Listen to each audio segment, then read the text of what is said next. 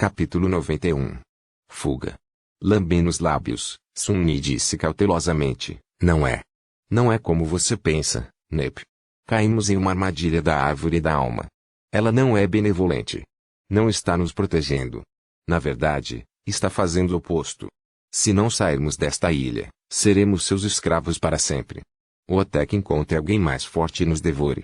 Ela inclinou a cabeça e olhou para ele com uma expressão indecifrável. Vamos, Nepis. Lembre-se. Já conversamos sobre isso. Esta ideia toda foi sua desde o início. Por um momento, ele pensou que suas palavras tinham despertado as memórias roubadas em sua mente. Mas a resposta dela destruiu essas esperanças em pedaços. Sair da grande árvore. Você realmente perdeu a cabeça.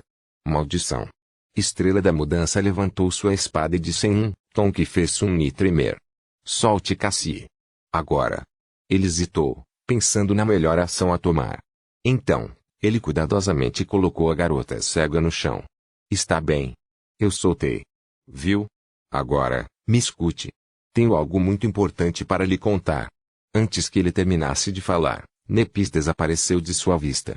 Percebendo que estava prestes a ser atacado, Sun-Yi se preparou para se defender.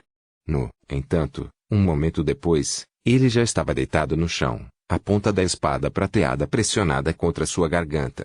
Estrela da Mudança estava em pé sobre ele, luzes pálidas ardendo em seus olhos. Bem, isso foi constrangedor. Todo o seu treinamento, toda a experiência que ganhou em inúmeras batalhas sangrentas, todo o poder que adquiriu. Sun-Yi realmente pensou que tinha uma chance decente de se manter firme em uma luta contra Nepis, talvez até empatar. Mas, no final, durou apenas um segundo. Seria tentador chamar essa exibição vergonhosa de capitulação prematura. Belo trabalho, idiota. Agora pare de brincadeiras e se concentre. Sentindo o aço frio tocando sua pele, Sun-Yi tentou se mover o mínimo possível. Ele tinha quase certeza de que Estrela da Mudança não o mataria a sangue frio, mas ainda era melhor não lhe dar motivos para fazer algo drástico. Afinal, a mente de Nep não estava totalmente lá. Olhando para seu rosto frio e indiferente, Sun-Yi forçou suas cordas vocais e gritou exasperado, Aster, Song, Vale. A mão de Nepis tremeu, fazendo uma gota de sangue escorrer pelo seu pescoço. Seus olhos se abriram, cheios de surpresa e choque. Então, uma expressão sombria apareceu em seu rosto. Pressionando levemente a espada, ela deu um passo à frente e o encarou com um olhar ardente. Quando falou, sua voz tremia com emoções reprimidas. Como você sabe esses nomes?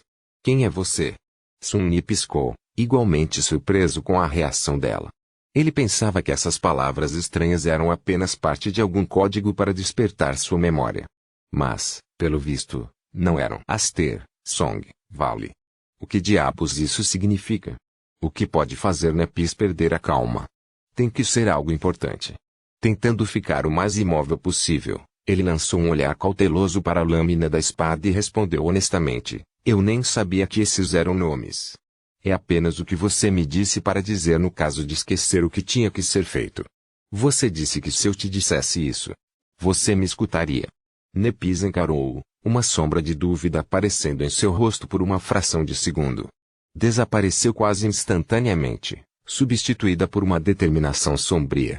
Rangeu os dentes e rosnou, a qual domínio você pertence? Sun-Yi não fazia ideia do que ela queria que ele dissesse. Então, ele apenas perguntou, o que é um domínio? Ela sorriu, um brilho maníaco aparecendo em seus olhos. Isso era muito diferente da calma e composta Nepis. Se Sun-Yi não soubesse melhor, pensaria que uma pessoa completamente diferente estava diante dele. Uma pessoa muito mais imprevisível e perigosa. Enquanto isso, Nep disse, não finja ser. De repente, ela cambaleou e franziu a testa. Parecia que a pergunta de Sun-Yi tocou algo na mente de Estrela da Mudança, causando uma reação em cadeia. Alguns segundos se passaram, a cada um aprofundando sua carranca. Lentamente, a familiar calma composta retornou aos seus olhos. Não parecia que ela se lembrava de tudo, mas, assim como Nepis havia prometido, parecia suficiente para fazê-lo ouvir o que Sun-Yi tinha a dizer. Ele entendeu isso pelo fato de ela finalmente ter removido a ponta da espada de sua garganta. Ela até o ajudou a se levantar. Olhando para Sun-Yi com uma expressão estranha, ela então disse, eu realmente te disse essas palavras? Esfregando seu pescoço levemente cortado, ele simplesmente assentiu. A trama de sangue já estava ocupada reparando o dano em sua pele. Nepis olhou para baixo e fechou os olhos por alguns momentos.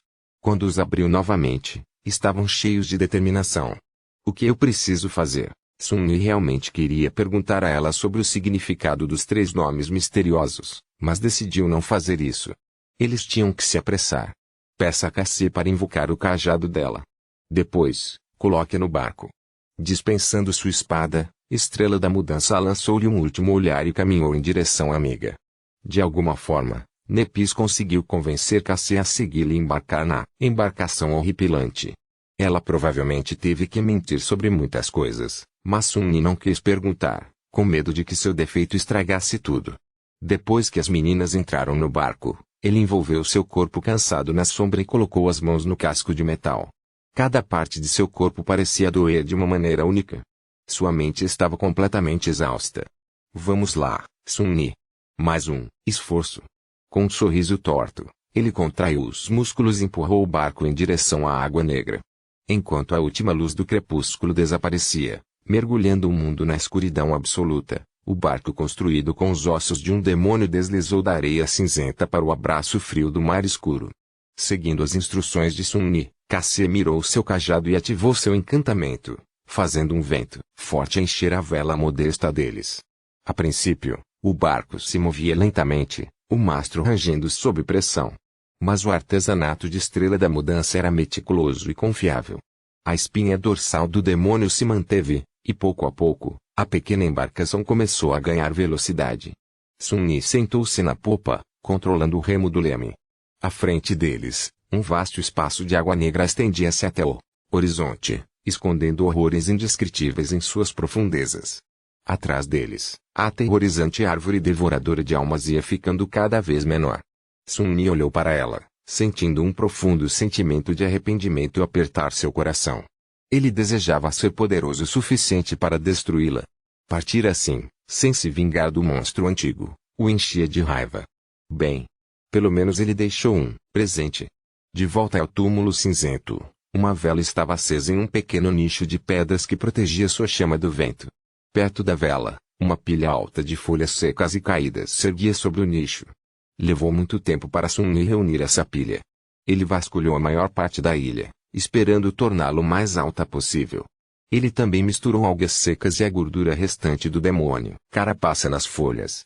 Algum tempo depois, a pequena vela estava perto do fim de sua vida. A maior parte da cera já havia derretido, tornando-a ainda menor.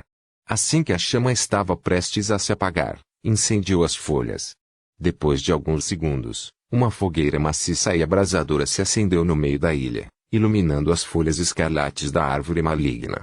Quase instantaneamente, as águas negras, ao redor da ilha agitaram-se com movimento. Sun-Yi já estava muito longe para ver qualquer coisa. Ele não sabia se as criaturas do mar escuro seriam capazes de aniquilar o devorador de almas. Ele duvidava muito que o antigo demônio fosse tão fácil de destruir. No entanto, com o demônio carapaça morto e os 3 humanos destinados a substituí-lo longe dali, não havia ninguém na ilha para proteger a árvore glutona. Talvez ela ficasse seriamente ferida, pelo menos. Por enquanto, era o melhor que ele podia fazer. Olhando para trás, na direção do túmulo cinzento, Sun-Yi cerrava os dentes e pensava, um dia, eu me tornarei poderoso o suficiente para destruir aquela árvore, esses monstros e qualquer um que ouse ficar no meu caminho. Um dia, serei poderoso o suficiente para nunca mais ter medo de ninguém ou qualquer coisa. Em vez disso, todos eles terão medo de mim. Ele não percebeu que, assim que estava pensando essas palavras, Cassie de repente levantou a cabeça e se virou em sua direção. Em seu rosto, uma expressão sombria apareceu, logo apagada pela incerteza e dúvida.